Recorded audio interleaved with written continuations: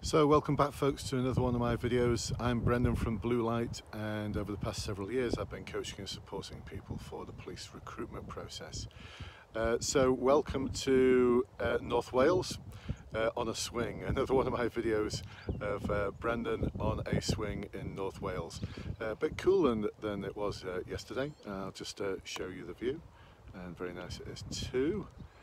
There you go, because I'm on a swing I can kind of do this. So there's a big sort of panoramic view of where we are. Anyway, I didn't make this video just to show you the view of where we are holidaying in North Wales. I'm making this video to question some of the facts and figures around the recent announcement that there's going to be 20,000 additional police officers recruited over the next 3 years. So, someone posted something on Twitter. It was Inspector Gadget Blogs, I think is the name on Twitter, about the uplift of 20,000 officers and how, because of the numbers of people retiring and resigning, it's going to require 44,000 police officers to be recruited over the next 3 years to maintain that target of 20,000 additional officers. So I questioned that, got the figures slightly wrong. I think it was the first gin and tonic that did that. And then later on I took a look at the government's own figures in respect of numbers of officers leaving. The number of officers leaving the service every year is at around 6%, equating to about 8,500 police officers who retire or resign from the police every year. So that equates to 25,500 police officers who need replacing just to keep the service at a standstill, and that's what's been happening over the past few years. Police forces haven't really been increasing the numbers, they've just been standing still. Some forces have managed to increase by a small percentage, but for the most of them they're just doing their best just to tread water at the already low numbers that they're at. So they've lost over 20,000 police officers over the past decade. So the actual number isn't 44,000, it's 45,500 police officers are going to be recruited over the next 3 years in order to achieve the Boris target of additional 20,000 police officers. So where are all those police officers going to come from? Well, there's a challenge. Unless something changes in terms of the recruitment process, which for many forces is quite a long one and involves a lot of hoops. So for example, for one force, Greater Manchester Police, you complete your application form, it's not the national application form, it's their own version, and then you have a telephone interview, and again that's their own version, it's not a national model they're using. And then if you pass that you go to assessment centre, and then if you pass that you go to final interview. A lot of forces use a long structured model like that, and a lot of forces, to weed the numbers down, score really hard on the application form and they score really hard at the assessment centre, in that they will only take marks of 60% plus.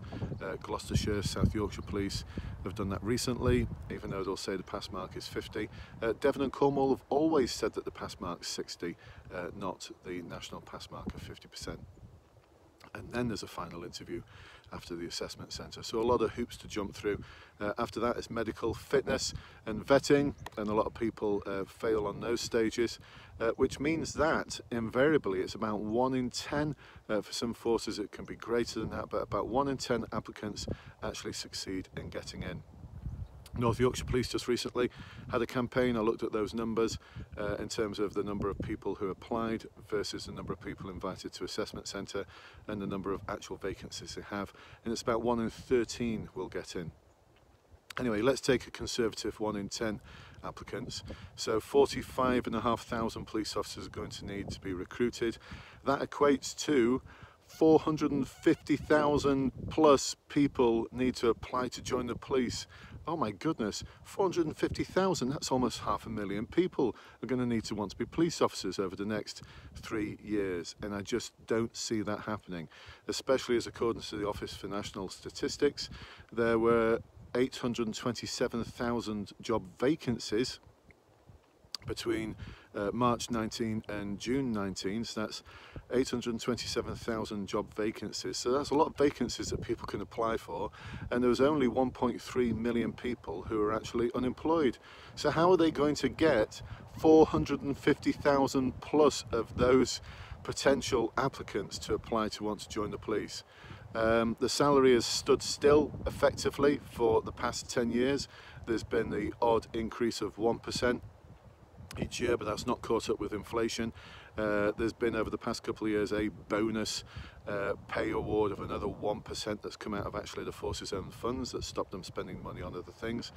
So actually the pay has gone down compared to the cost of living, and the new pay scales that were introduced several years ago actually meant that people who started in the police started on a salary that was far less, although it does go up a lot faster to the top of the pay scale. So the police are competing there with a fairly buoyant job market, plus the other thing that's going to put a lot of people off is the requirement to either have a degree or work towards a degree over a 3-year period once you join. So how are they going to manage that? I don't know. How they're going to square that one off, I really don't know. But if we look at what most forces have, which is a sort of 1 in 10, if we have that as an average, 1 in 10 applicants will succeed. That means almost 500,000 people are going to need to want to join the police over the next 3 years. It's not going to happen, is it? Is it? Do you think it's going to happen? I don't. So what I think is going to happen is the new National Policing Board that's going to strategically direct policing in terms of things like recruitment and stop and search and such like.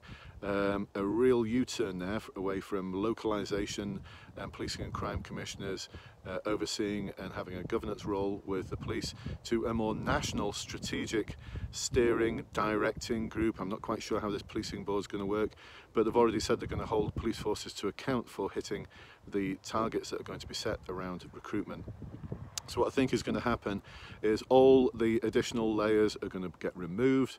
What the policing board is going to say is if it's good enough for the Metropolitan Police, which is one of the easiest forces to get into, because you just have to pass an assessment centre, you have to pass your fitness, medical and vetting, and you are in. So I think that's what's going to happen. I think the policing board will say, remove all of these other hurdles. All you're going to ask for is the day 1 assessment centre and then the day 2, which is a medical fitness and vetting, and that is it. You are in. How that's going to change the game called joining the police, I don't know. Let's watch this space and I shall update you with further predictions or my further thoughts on various announcements as they are made. So if you'd like to find out a little bit more about the services I provide to help coach people, check out the links below. Or also check out the links below to my Facebook support group that's got almost 7,000 members in it now. Wowzer. All it remains for me to say now is goodbye from Brendan on a swing in North Wales. Once again, here's a magnificent view. I'm hoping the day's going to improve a little bit. It's a bit blustery at the moment. We are on holiday with the Bluelights, the little Bluelights and Mrs. Bluelight, so I'm off to enjoy that holiday. Speak to you soon. Bye bye for now.